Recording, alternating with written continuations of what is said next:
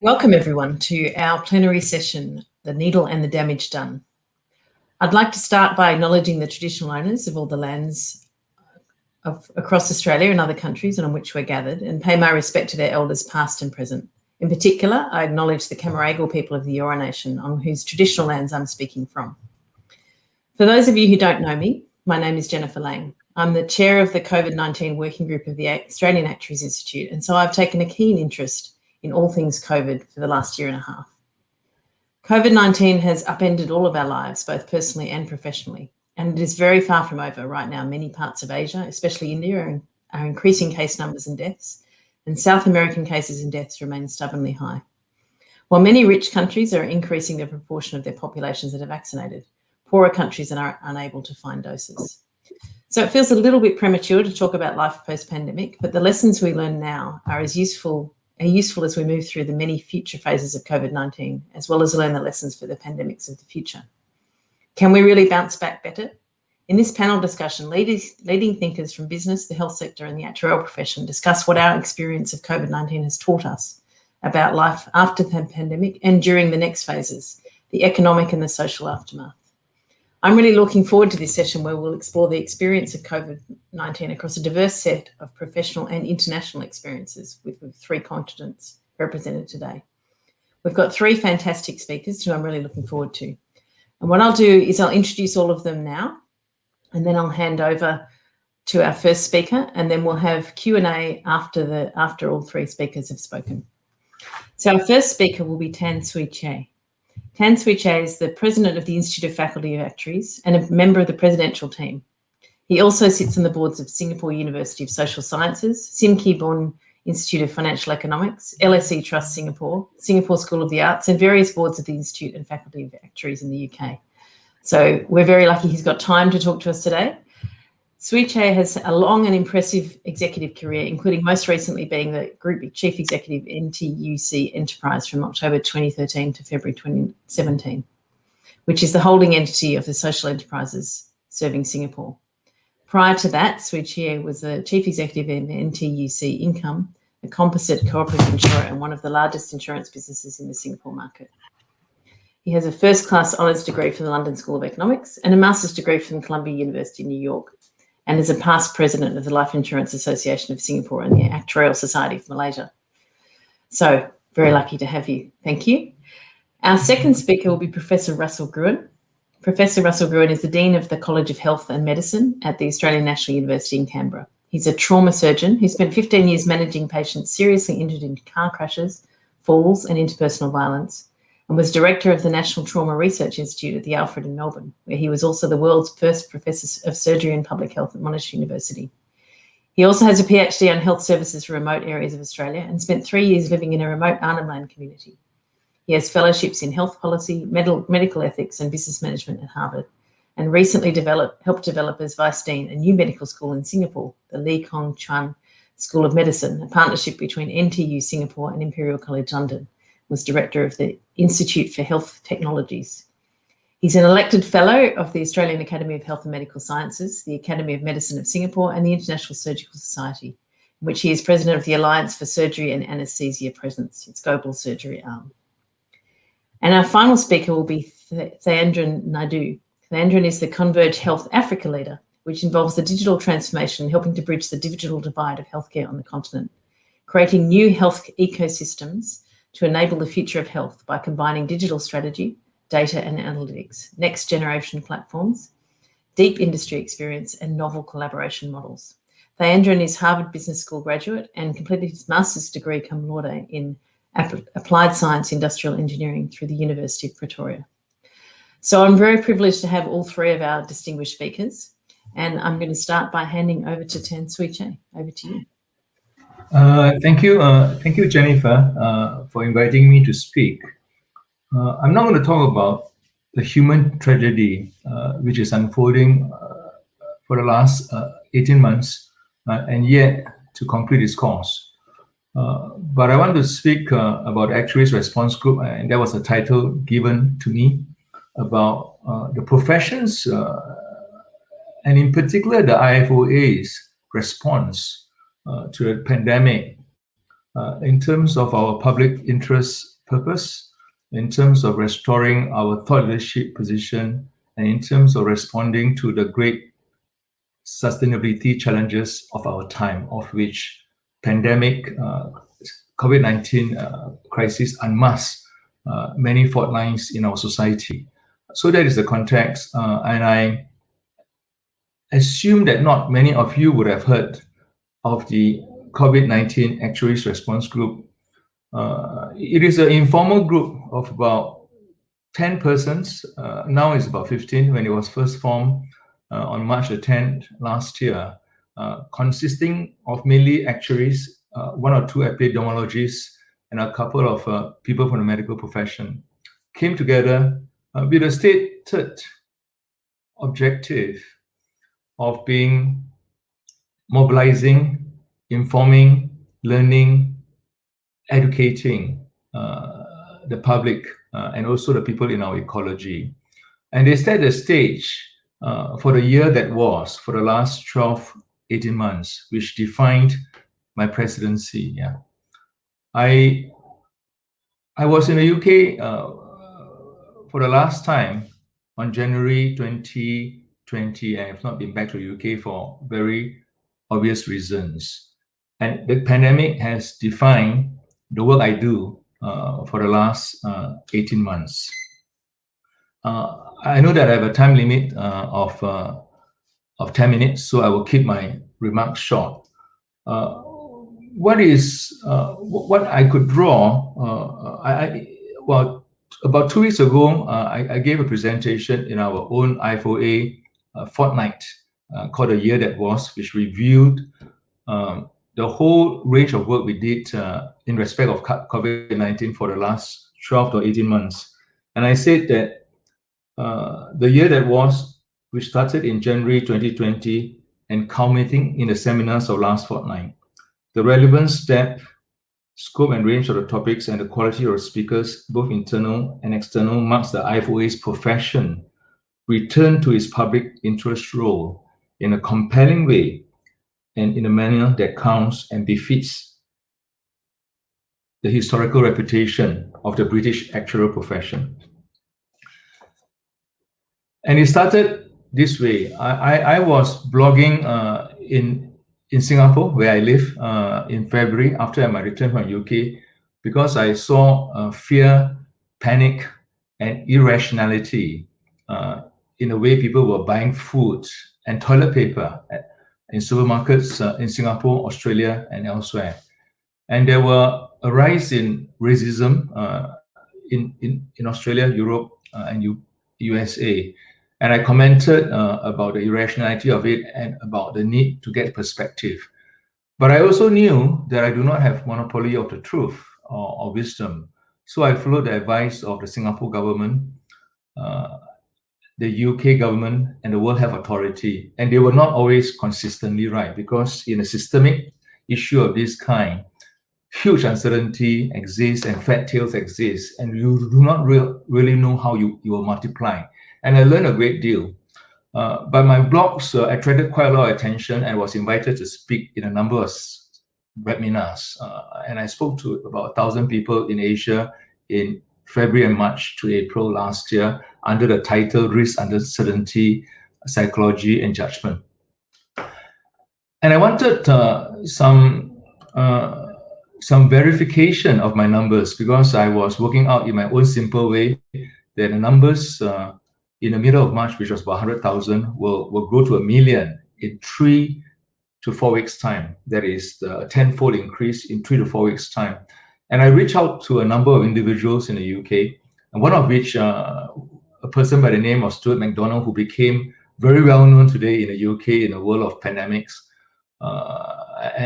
And he was twittering. I was referred to him, and I spoke to him on the 6th of March, and we agreed that we will form a group of 10 people. And we had our first meeting 4 days later on the 10th of March last year. And this group has been producing on average 2 to 3 bulletins a week. And now they have something like 150 bulletins to their credit. And they have raised the reputation and also public awareness of what an actuary is and public awareness of what a profession is. We are published in the Financial Times, Economist magazine, Spectator magazine, Wall Street Journal, CNN, BBC, Daily Mail, Spectator, the Sun newspaper. These are all UKs and some publications in South Africa, because there were 1 or 2 people in that group. And that really set the tone for a lot of things we do. The Institute and Faculty of Actuaries itself also form a group, and they did a lot of important and erudite work, but of a different kind, because ours was on quick and response. But clearly, there is some degree of risk involved because you can't get everything right. But so far, they have stuck to very good judgment, making very sensible commentaries, and very widely quoted. So that I'm speaking here really in the context of a professional body, not so much about the pandemic itself. Yeah, but that led to many things within the IFOA in terms of our governance, in terms of our culture, and in the way we do things. Yeah, because clearly we found it difficult to form a group as responsive as this and as quickly as this, if it was to be within the IFOA. And of course, that raised a number of governance challenges. Who am I as a president? Should I be involved in setting up groups outside FOA? And we'll discuss that later on. Yeah? But that also led to the formation of another group called Actuaries for Transformational Change. And both these groups are on LinkedIn. And that was to deal with some of the big sustainability issues of our time, climate and sustainability issues, as well as the soundness and integrity of our financial systems in meeting, in terms of meeting the needs of the people, yeah, and whether we are making decisions which is in the best interest of society, and avoiding the tragedy of the horizons and the tragedy of the commons, yeah. And that was the foundation of my presidential address and a number of other governance changes later in the year. But I would like to maybe say a few words about why the group was so successful. I got 10 points here, but I won't do 10 points. Firstly, it was really like a group of people who know each other. They're senior, they have expertise, they're always hit of something, and they saw the crisis coming. And they themselves were, a few of us were quite good in social media. And that gives us a way of reaching out to people. And when the feedback was good, it gives an energy, a feedback energy. Stuart, Matthew, Nicola, all of them, and those in the Actuaries Transformation Group were also fairly active in social media. And that is a tool we can use to greater effect. Yeah. So there was that. And also there was a high degree of passion and mutual trust. Yeah. So many of our publications and bulletins were not subject to the strict peer review. Once we have 75% agreement, we go. But actually, most of the quality of papers were really quite high because we were focused on short bulletins which people understand and value and make references, not long erudite reports.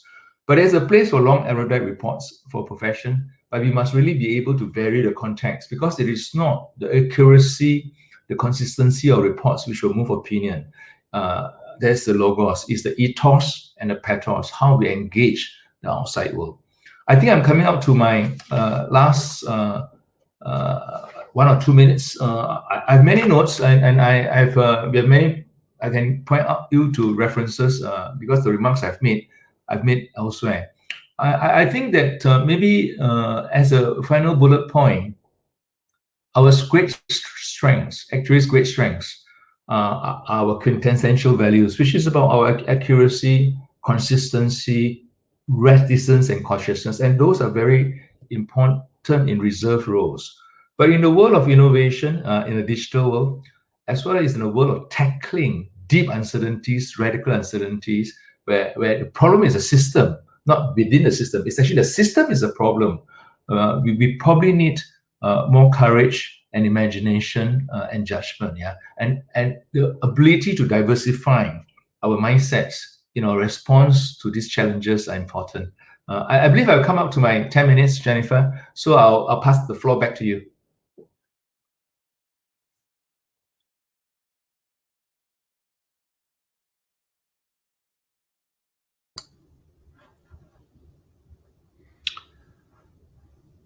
Greetings, everybody from Canberra, in the capital city of Australia. I am going to share some slides, and I'll just do that now.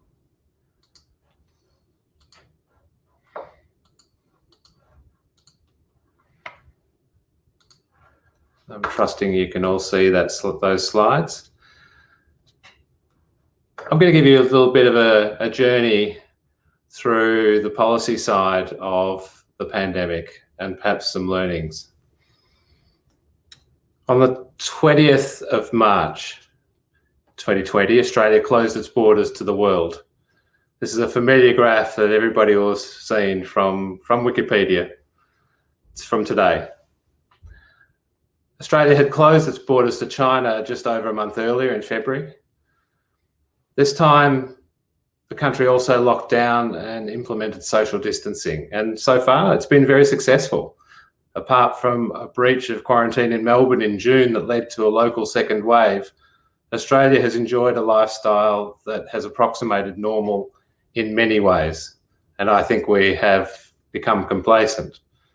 The figures down the bottom are true. In a country of 25 million people, we've not even had 1,000 COVID-related deaths.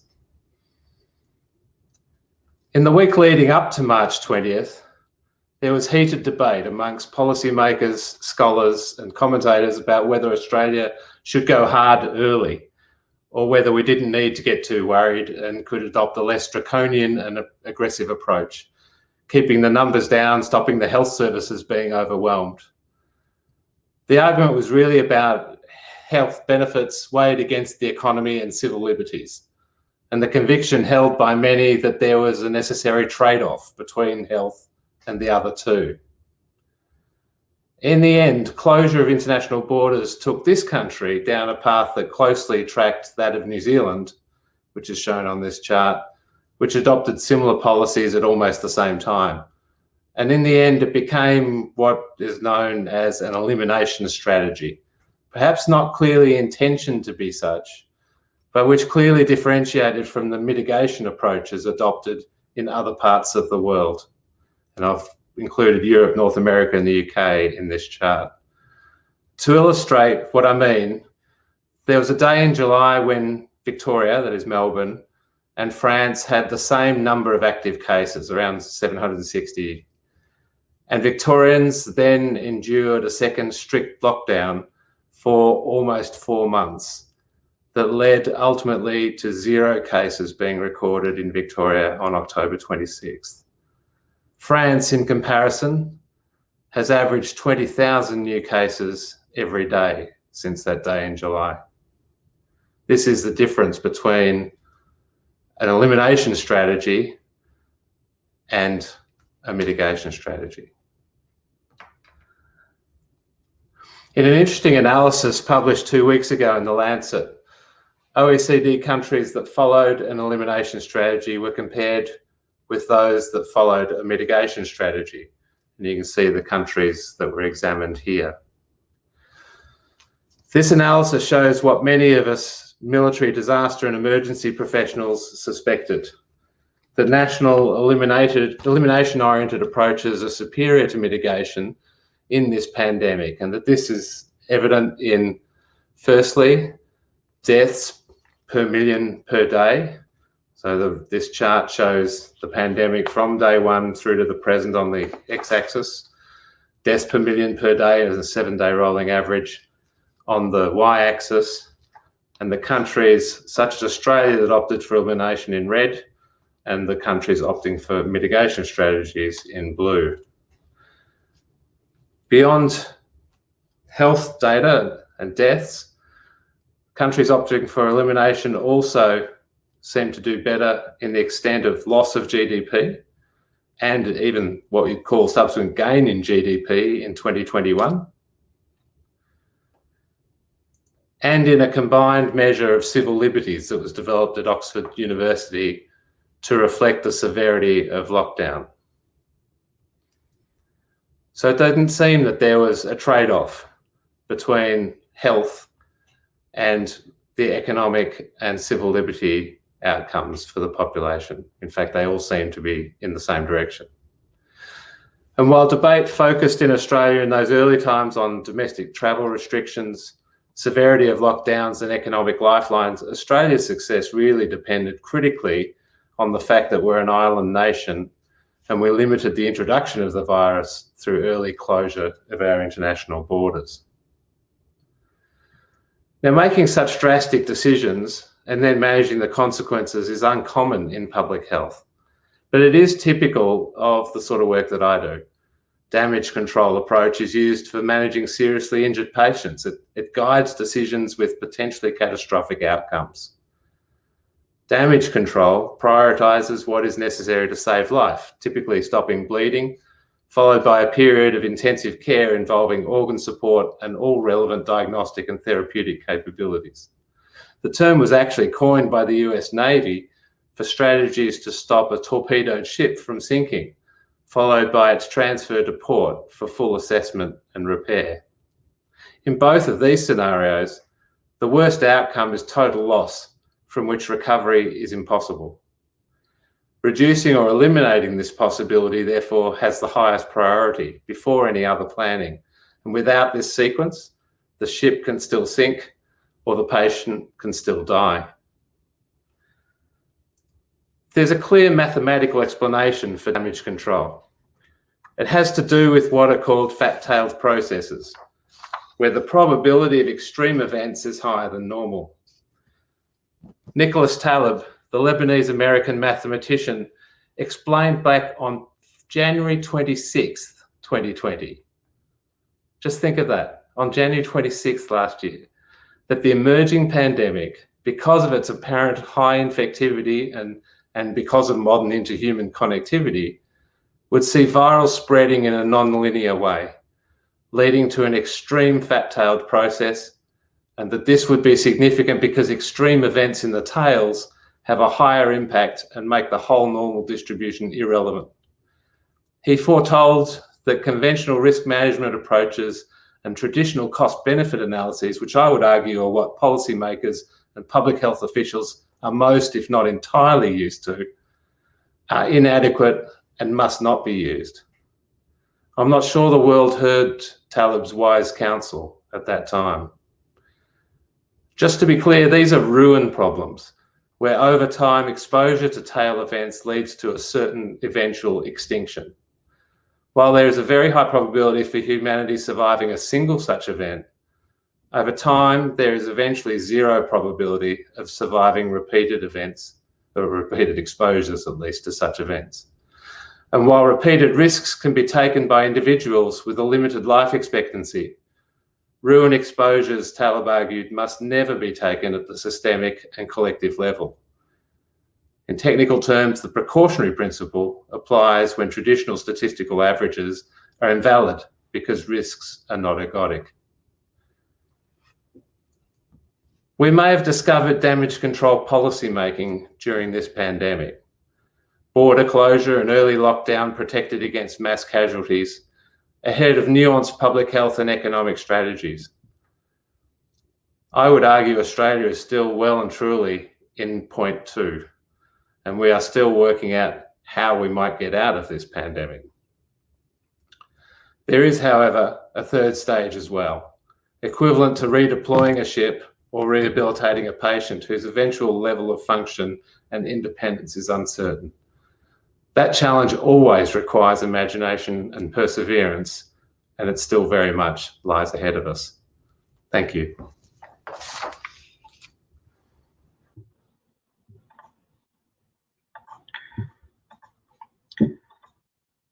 Thank you very much. Good afternoon. So today I'm going to talk to you a little bit about the Deloitte work that was done to support the government in South Africa during the pandemic. And what we did was we specifically helped one of the non-profit organizations and assisted them in supporting government and supporting our command council with effective analysis and effective support that helped them make better and informed decisions based on the information that was available. So I was the individual that was responsible for the platform development, and effectively within a 6-week period, from about mid-March 2020, we had to ingest or set up a platform that could ingest information from various different sources, collate all of that information and make meaningful sense out of it to provide real-time visualizations and access to decision makers on what the next step should be. And just as an example, some of the information that we procured as part of this process came from the ministries of health themselves, the various local funds that were put together to support government in the procurement of PPE and other such items, looking at the local manufacturers of PPE and as well as other products that were needed during the pandemic in terms of ventilators and other devices, as well as a very important factor around the medicines that was needed to support and to treat patients with COVID-19 across the country. And through this particular platform and through a massive team that engaged over nearly 40 different entities, companies within South Africa that gave their staff, that gave their services pro bono, we were able to get to a point where we were supporting government on multiple fronts and multiple streams. So here's an example of 3 of the main working streams that we supported. In the health stream, we had various use cases that looked at, as I mentioned, the PPE overview and procurement. And this was everything from the moment we could identify stock that resided with specific manufacturers to when that stock would be landed in the country, how we would then pay for it. We worked with the various banks to ensure that the payments went through and various logistics companies to ensure that we were able to bring this stock into the country and then distribute it to the most dire needed health facilities across the country.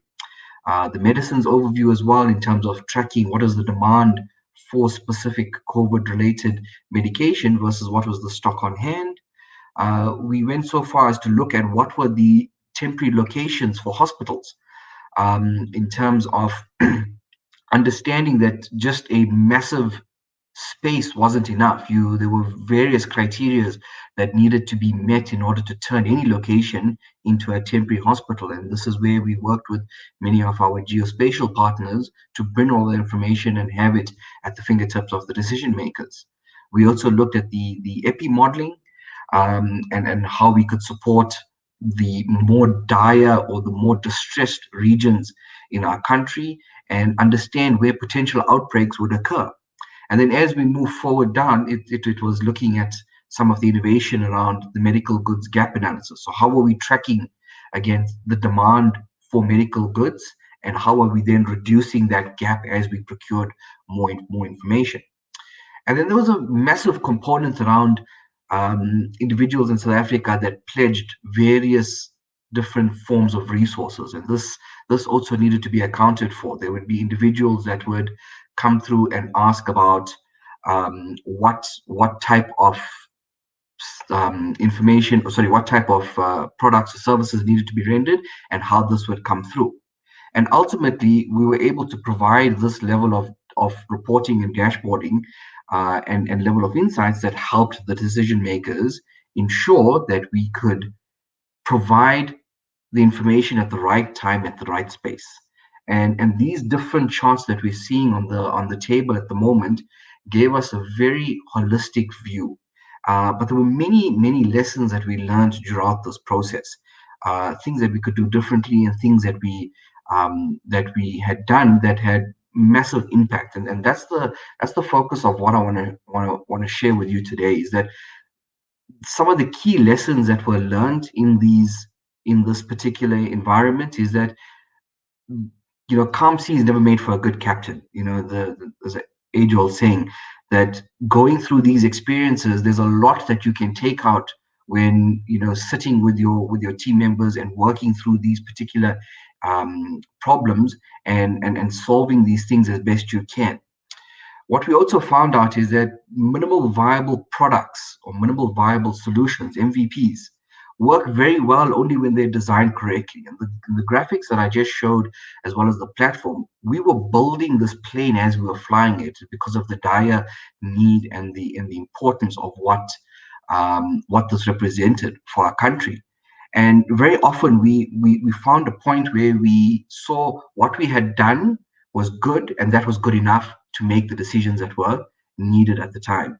We didn't need to wait till we got a near perfect solution or a near perfect result in order for the decision makers to make judgment calls or to make specific decisions as to how they would handle the pandemic, how they would handle the lack of resources or PPE in certain areas, or medicines for that matter.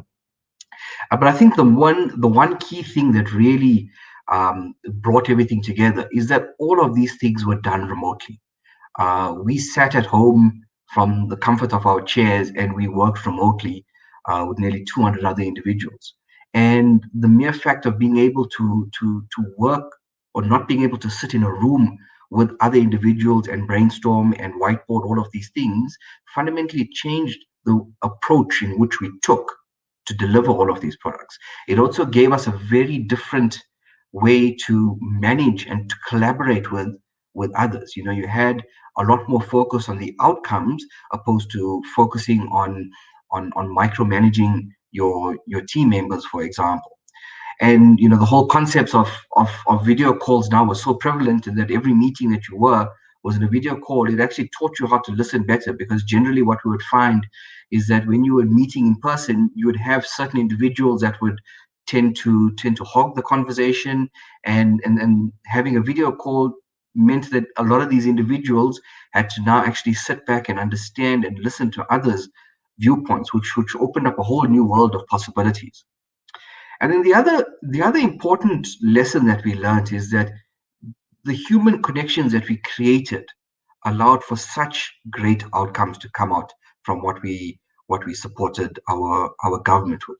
And an example of this is that one of the areas in which we were focusing on is, during the pandemic, there were individuals that were out of work and that needed a steady stream of food.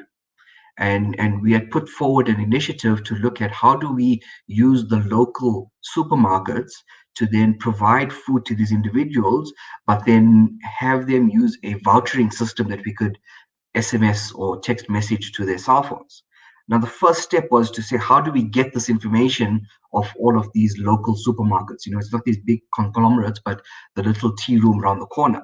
And when we approached many of the banks to ask them, give us access to, or allow us to communicate with your particular clientele that own these tea rooms, and you could identify them because each one of them would have had a speed point or an ATM machine in those locations.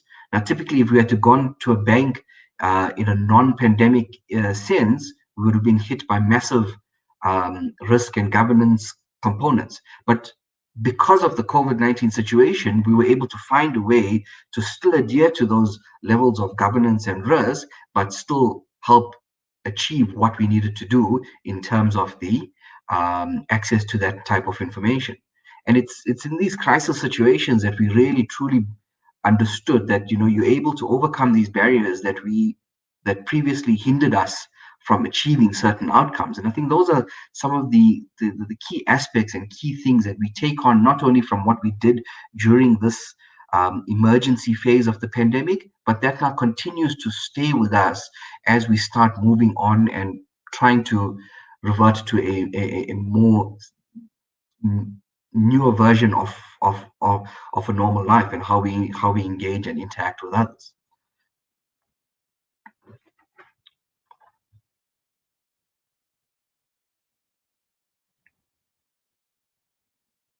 Thank you. Thanks very much to all of you. They were really interesting and quite different angles on our experiences of COVID-19 so far. And I'm going to start a reminder to everyone to put your comments and questions in the chat. But in the meantime, there were a few questions that came up from me just watching those different presentations together. Sue Chair, I thought I'd start with you, because I found it fascinating that Russell talked about fat tail distributions, which is something a lot of actuaries spend a lot of time thinking about. Do you think actuaries have a better background to help people understand those fat tail distributions? And did that help your response group become more successful, do you think? I cannot. Okay. I cannot speak with great authority. On things like that. But I'm sure they are, because actuaries, they depends on their specialism. Yeah. But what is clear is that many of our risk models are anchored around stationary distributions, which behave well, and this problem does not just exist in pandemics, but it exists in financial modeling as well, especially global financial crisis, because a lot of systems are linked, and we tend to model according to distributions we know, which tend to be normal and based on past experience. Yeah, but the kind of crisis we face in financial crisis, as well as pandemics, are non-linear, non-stationary, and systemic. Yeah, and you can't really model them because events which shouldn't occur, they are occurring in successive days in a global financial crisis. Yeah. So the end outcomes, the fat tail, were more frequent than exist. And there is a school of thought which is quite prevalent now, led by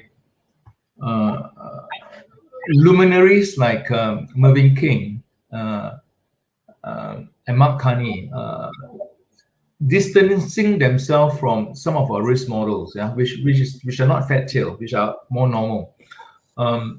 Because they're not capturing the uncertainty, which our main problem is. And my argument, or a group of our argument, is this: whether it's fat tail or not fat tail, they undermine sustainability. And because we are risk professionals, whatever we advise, whether it's the pension scheme or whether it is life insurance pricing, it has to be sustainable over time. Yeah. So there are debates in the UK on their superannuation funds, pension funds, which is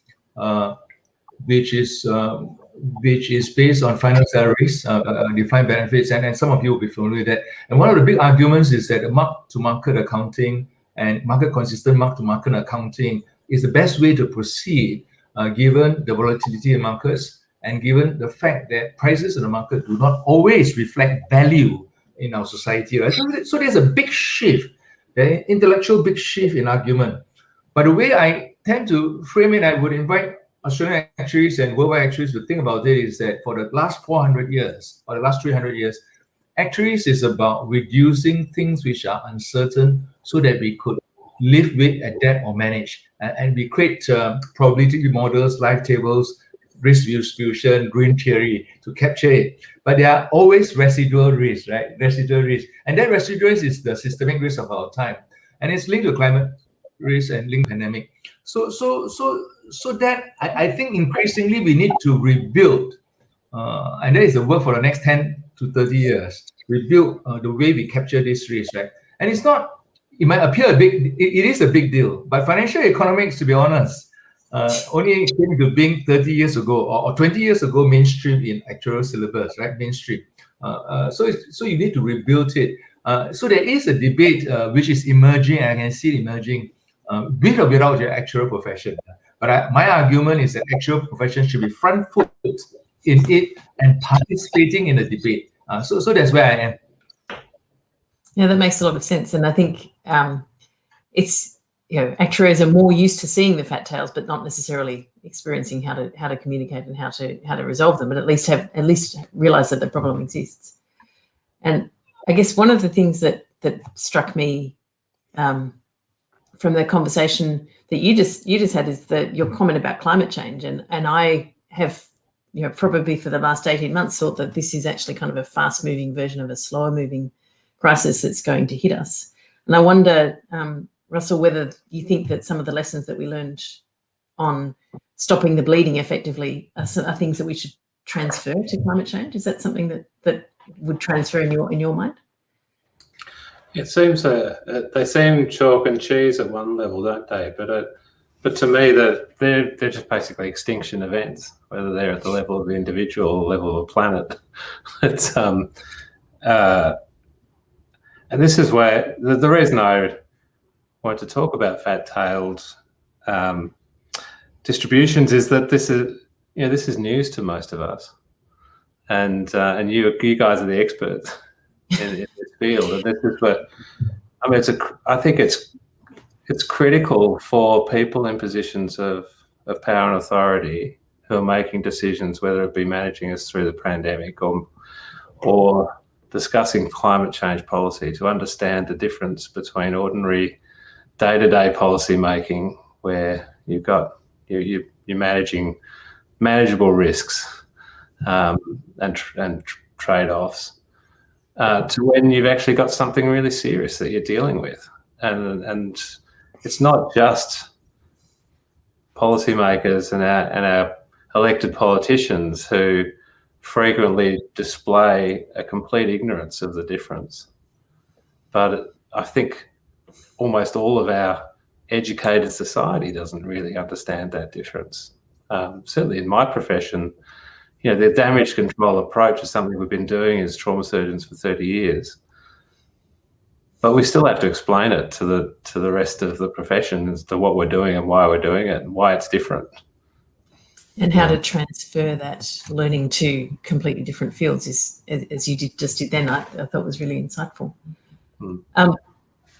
Thandran, I wondered if you could talk a little bit about the innovation lessons you've learned from your experience, because both you and Swee Che have really talked about how you had to do things completely differently, and whether that's something that you think you can take back into normal-ish life, whatever normal-ish life looks like.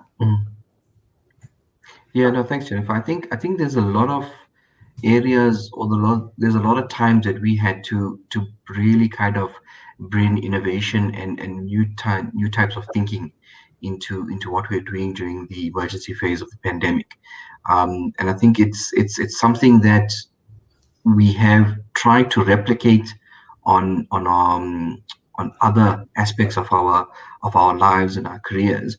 But I think the main component is that having different points of view and having individuals that bring different perspectives, and also fully understanding the complexity of the problem and what solution we're trying to address, and ultimately who we're helping, goes a massive way in how you actually start collaborating and how you start bringing that innovation to life. Because in the context of a paid engagement,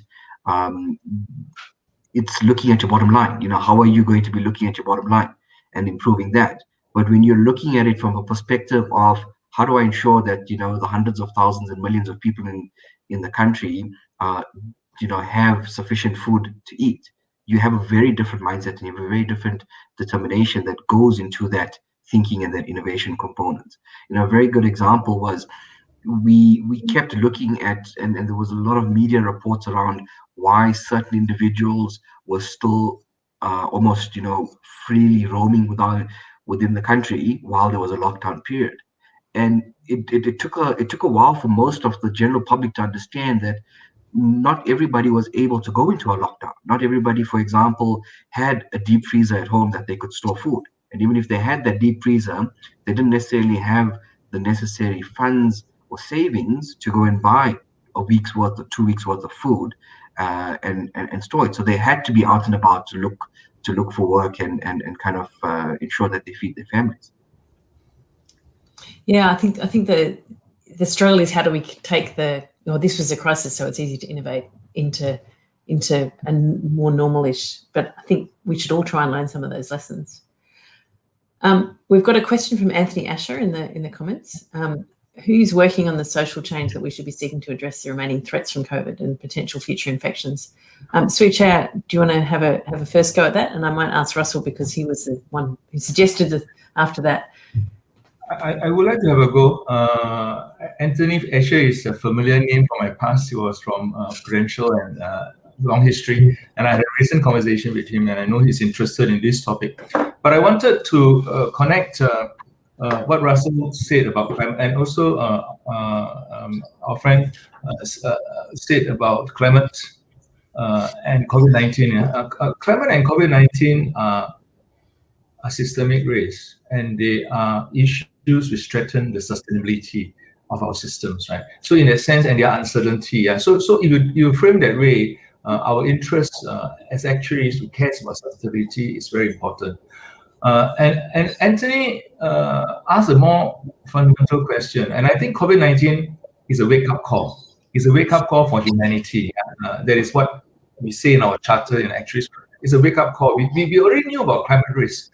We already knew about biodiversity loss. We already knew about pandemic risk because Bill Gates had a wonderful video on it 4 years before it happened, right? We all knew, but we were in a tragedy of consciousness, right? We were walking into disaster, like we do in climate risk. The bushfires in Australia were extreme in the late 2019. I recall bushfires, melting of polar caps, locust swarms in Africa, but it doesn't really affect us day to day. But for you guys, bushfires, I still remember. But the issue with COVID-19 is about COVID-19, but it's also the fault lines which underpin our society. Poor children cannot do digital as well as rich children. The people who are most valuable to us in the war against COVID-19 were nurses and security guards and supermarket workers, but they are the lowest paid in our society, right? Those who are the highest paid were not of real value during the COVID-19 period. So they are fundamental fault lines. So there's still a residual issue which to be solved, and we cannot rush in to say that this is the answer. So Anthony, I admire you for the work you're doing on ethics on virtual, because actually the penny dropped on me when we were hosting all this debate, right? The change has to begin with where we are. It's not who is ready, because even Obama Barack can't sign something and make it happen, right? He was trying to do climate. So the pressure has to come from everyone who is concerned and understanding from where you are, from where I am. Because you cannot say Lee Hsien Loong should do it, Boris, but they want to do it, but they are also politicians. You've got to balance the interests. As a president, you've got other things to balance about. So where we are, and the best answers I got was from Paul Collier, who was an economist. He says that there's an intellectual revolution going on, and it's an inch by inch fight, or you can reframe it as an inch by inch persuasion at all levels. Because what we have done, the Anglo-Saxon society, in particular Australia, UK, and US, there have been too much drift to individual self-interest. And individual self-interest is really necessary for innovation. So I'm not decrying that, but there should be a rebalancing towards communitarianism. And maybe virtuous ethics, which I know Anthony is a great fan of. But we cannot tell people to do that, right? We can only do it in our own way, right? And show the way. I think that's the answer I got. Because it's very. We can of course be activists, right? You can be activists too, but the real change is persuading at all levels of society until it becomes the culture of the land. Where there is reciprocity and mutuality of obligations towards one another. It's not about freedom necessarily, about individual interest as well as community interest. And we somehow got to get that balance right. And the balance is a bit out of kilter, in my opinion. Yeah, I think that's true. I think even people who intellectually understood the need for reciprocal arrangements in community have been probably surprised by how important it has been across many different countries in different ways in the last year and a half. For Andrew, I saw you nodding. I guess the South African experience is quite stark in that respect. Is there anything you would add to the social change needed or social change coming from it? Yeah, I think Ten has framed it very well. It's that balancing act, and it's often the case and the pressure that our president's been put under in terms of the continued lockdown around why we've had maybe such severe lockdown issues opposed to other countries, and it's about he's got more than one objective that he needs to meet at this particular point in time. And I think going forward, that's not going to change fundamentally across the African continent. There are so much more dire issues that are facing individuals across the continent that social change is not necessarily going to happen as quickly as it does, or the idea of it is not going to spread as quickly as it does in the first world as it does on the African continent. So I think it's going to take some time, but I think there's a lot of lessons that a lot of the African nations can actually take from first world nations in terms of how they approach future prevention methods and putting in risk mitigation plans to ensure that many of these events don't occur again. So Russell, this was your number 3 thing that we should be doing as a society. Where do you think the social change should be coming from? Is it from us as individuals, or is it all levels of society? Yeah, it's a great question, Anthony. I think in the first instance, we in Australia still have a short-term enormous challenge ahead of us, which is to work out actually how to get out of this. We are an island and we're isolated from the rest of the world where COVID is endemic, and we don't have it. And it will come into Australia, and when it does, regardless of how well vaccinated we are, it will wreak havoc. There will be a lot of people dying, and we'll face those decisions about lockdowns or not lockdown, contact tracing or not contact tracing. How much change are we going to be willing to tolerate? And we're far from having clarity around that.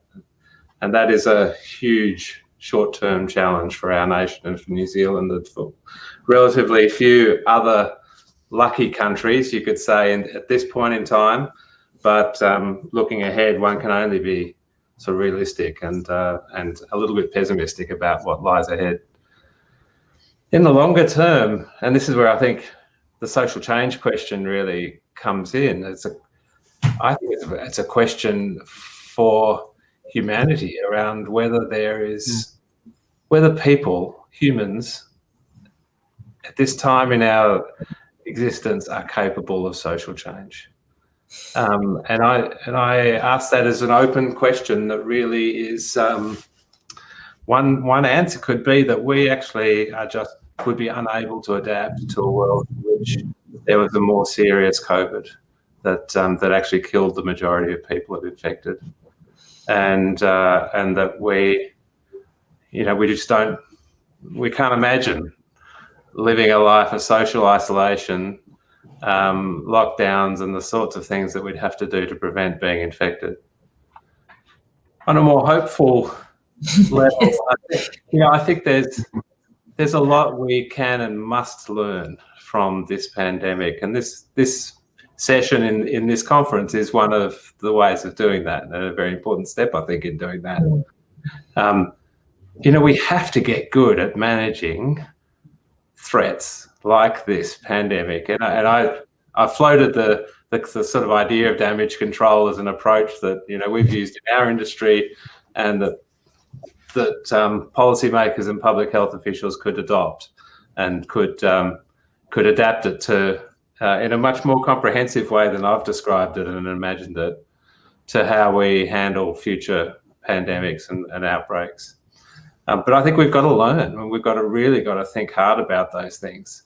The sorts of early rapid decisions that have to be made should be automatic, and everything should be set up to be able to do it within hours, not within weeks, and agonizing. The sorts of bringing all the intellectuals together, even surgeons and actuaries, right, into the conversation to provide the necessary expertise to guide our countries and our world through these sorts of challenges, and to do it effectively, efficiently, tolerate the differences of opinion, make sure it's evidence-based, bring the public along with us. We are so far from doing that as a routine part of social life and political life. And then finally, to be able to do step 3, which is to imagine a different future, I think is an important part of this, because things won't be the same again. There's a lovely quote of Arundhati Roy's in April last year, when said that all global pandemics in history have been like a portal between one life and the next. And we can choose to pass through that portal with all our baggage and belongings and things that we have clung onto and held dear, or we can pass through light and imagine and create a different future. And it's just such a beautiful sort of image, I think. And so much of us still is grounded in history and what we did before, and we must go back to it, knowing full well that we won't go fully back to what we were. and we should have that imagination and give space for it. I remember that quote, and thanks for the reminder, because that was a lovely, it's an amazing piece of writing, that one. So I'm going to ask a final question, because we're getting to the end, for Suichay and Thendran. I think you've kind of answered it, but I'll come back to you if you have anything extra. So what would you take through that portal? What are the learnings that you would take through that you think we should hang on to from the very experience you've had for this 18 months? Suichay, do you want to start? I think okay. From the pandemic, for me, it's about judgment and reflexivity. So I'm sort of big about that. The answers are not fixed. Yeah. So you've got to use quite a bit of judgment and experience, and then the ability to adjust as you go along, rather than to be trying to get it right. Yeah. So for me, that militates against some of our usual strengths, trying to get everything right before we say something. So that's a big thing. But that approach is not always right for every crisis. Yeah. So climate crisis, and which are slow moving, has a different approach. So it's contextual. So that's the first point. The second point, I think, has to do with multidisciplinarity and listening. Yeah. It's very enjoyable and easy to talk about what answers are, but more importantly is actually listen to get what the real answer is, because we don't really have the full answer, and the listening can create solutions, and we can be rather impatient within the profession and between the profession and between countries, but we must be able to create a space for dialogue and listening, and that takes time and patience and attention. And we are sort of short of time. We're rushing around, right? But actually what you need is deep engagement, right? That's for organizations, for groups, and for societies. Yeah? We just got to slow down and really ask what is going on here. What is really important? We have all the wealth in the world, we have so much resources throughout the world, but it's in the wrong place and in the wrong things. But somehow we must come back to our senses for all of us, yeah. So that's my sense of it. Thanks very much. And Thendran, what will you take through the portal from your experience? Yeah, I think it stems a little bit from one of these jokes that were circulating during the pandemic around who brought digital transformation to your organization, the CEO, the CDO, or COVID-19. It's really kind of hit us in the face in terms of the disruption that it's caused and the change that needed to happen for organizations, for individuals, on how they interact and how they actually start engaging in more effective and safer models during that pandemic. Now, for me, that is, it lights up a few sparks, because you are pushed in this direction because of the pandemic. So how do we start looking forward to saying, let's not wait for the next push to have more positive change that comes through in our world? What can we be doing today that can improve the lives of individuals going forward, and not wait for another pandemic or for another once in 100-year event to actually engage us to start thinking that way? So for me, it's more on my mindset and how that's changed, and how I try to bring that mindset to my teams and to the individuals that we work with to start thinking things differently and start challenging and looking at things differently, holistically. Well, that's a fantastic note to end on. So with that, I'll ask everyone to virtually thank our fantastic panel, Tan Suichay, Russell Gruen, and Thendran Naidoo. And thanks very much for sharing your wisdom with us. I really appreciated it. All the best, everyone. Thank you very much. Cheers. Thank you for having us. Bye-bye.